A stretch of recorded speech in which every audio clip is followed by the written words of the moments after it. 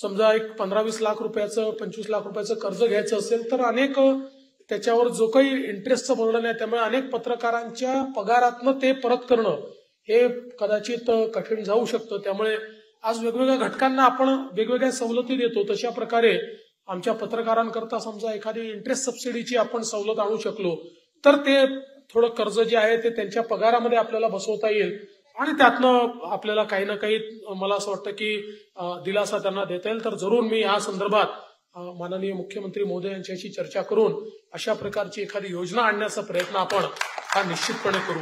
मला असं वाटतं की अशा प्रकारच्या टावर्स करता जागांची उपलब्धता ही देखील एक महत्वाचा विषय. प्रायव्हेट जागा त्या ठिकाणी आता आपण मिळवलेली आहे पण शेवटी जागांचे भाव देखील जास्त आहे त्यामुळे त्याही संदर्भात काही करता येणं शक्य आहे का हे देखील आम्ही निश्चितपणे पडताळून पाहू.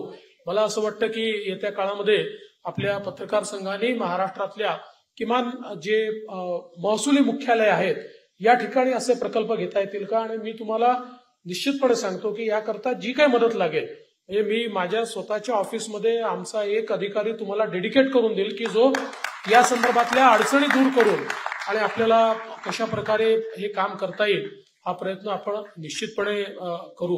खरं म्हणजे आज पुण्यासारख्या ठिकाणी हा प्रकल्प होतो आणि हे खरंच आहे की पुणे हे एक अतिशय वाढतं अशा प्रकारचं शहर आहे आणि विशेषतः पुणे आणि पीएमआरडीएचं जे क्षेत्र आहे मगाशी अनेकांनी उल्लेख केला की या भागावर माझं विशेष प्रेम आहे.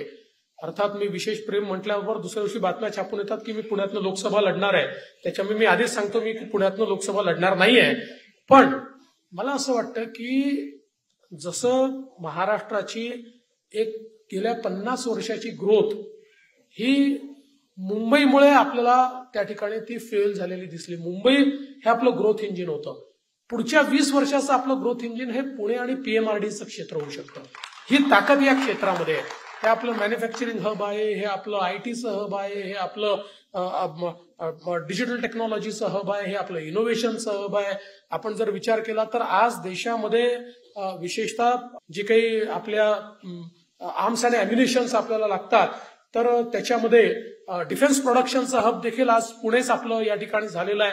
त्यामुळे भविष्यातलं जी ग्रोथ आहे ही ग्रोथ आणि मी गेले अनेक वर्ष जो पुणे रिंग रोडचा विचार करतो किंवा त्याच्या पाठीमागे लागतो आणि आता तर आमचे शिंदेजी आणि अजित पवारजी आम्ही सगळेच त्याच्या पाठीमागे आहोत.